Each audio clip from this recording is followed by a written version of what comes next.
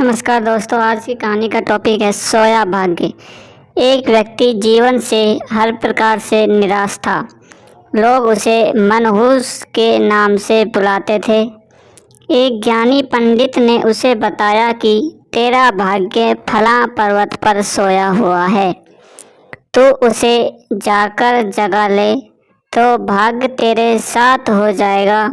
बस फिर क्या था, वो चल पड़ा अपना भाग्य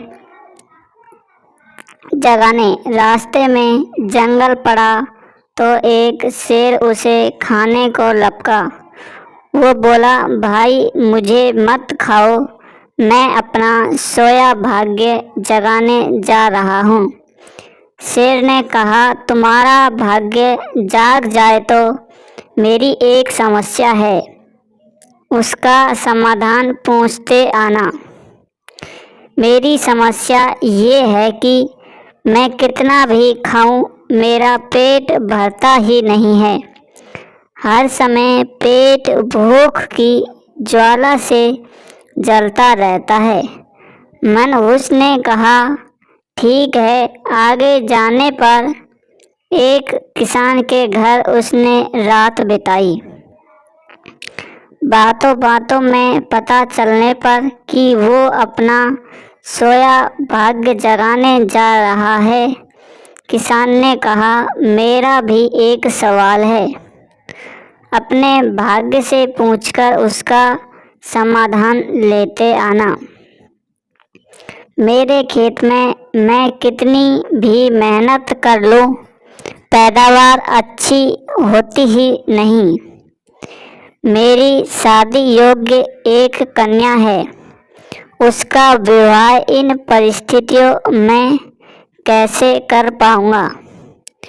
मनहूस बोला, ठीक है। और आगे जाने पर वो एक राजा के घर मेहमान बना। रात्रि भोज के उपरांत राजा ने ये जानने पर कि वो अपने भाग्य को जगाने जा रहा है, उससे राजा ने कहा, मेरी परेशानी का हल भी अपने भाग्य से पूछते आना। मेरी परेशानी ये है कि कितनी भी समझदारी से राज्य चलाऊं, मेरे राज्य में अराजकता का बोलबाला ही बना रहता है। मनहूस ने उससे भी कहा, ठीक है। अब तो पर्वत के पास पहुंच चुका था।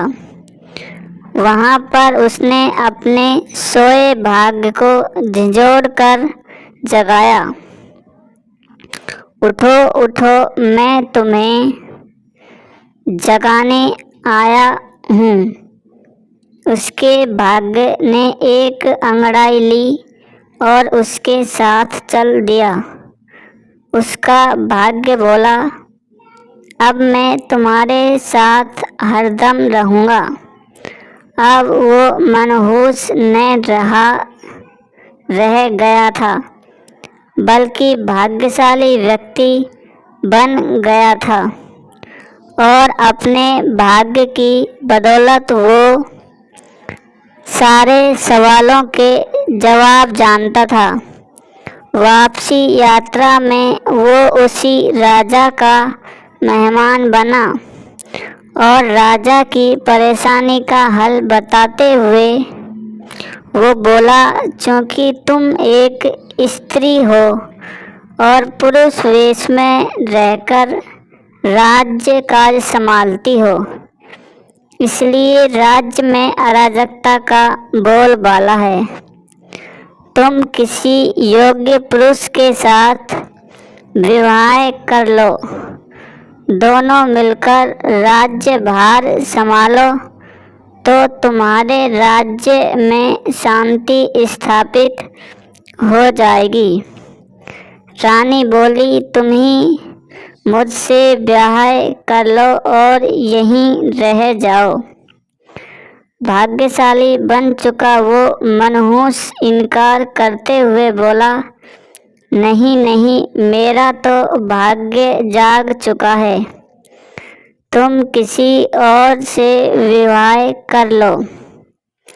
तब रानी ने अपने मंत्री से विवाह किया और सुखपूर्वक राज्य चलाने लगी। कुछ दिन राज के मेहमान बनने के बाद उसने वहाँ से विदा ली। आगे वो किसान के घर पहुँचा और उसके सवाल के जवाब में बताया, तुम्हारे खेत में 7 कलश हीरे जवाहरात के गड़े हैं। उस खजाने को निकाल लेने पर तुम्हारी ज़मीन उपजाऊ हो जाएगी और उस धन से तुम अपनी बेटी का विवाह भी धूमधाम से कर सकोगे। किसान ने अनुग्रहित होते हुए उससे कहा कि मैं तुम्हारा शुक्रगुजार हूँ, तुम ही मेरी बेटी के साथ ब्याह कर लो।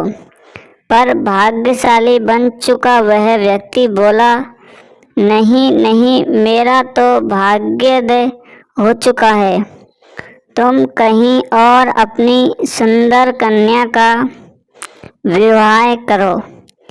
किसान ने उचित वर देखकर अपनी कन्या का विवाह किया और सुखपूर्वक रहने लगा।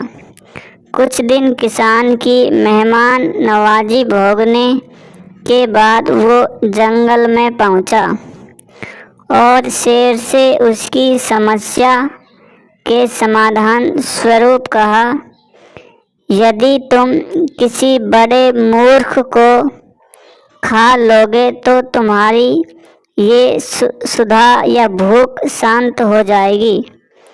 शेर ने उसकी बड़ी आवभगत की और यात्रा का पूरा हाल जाना।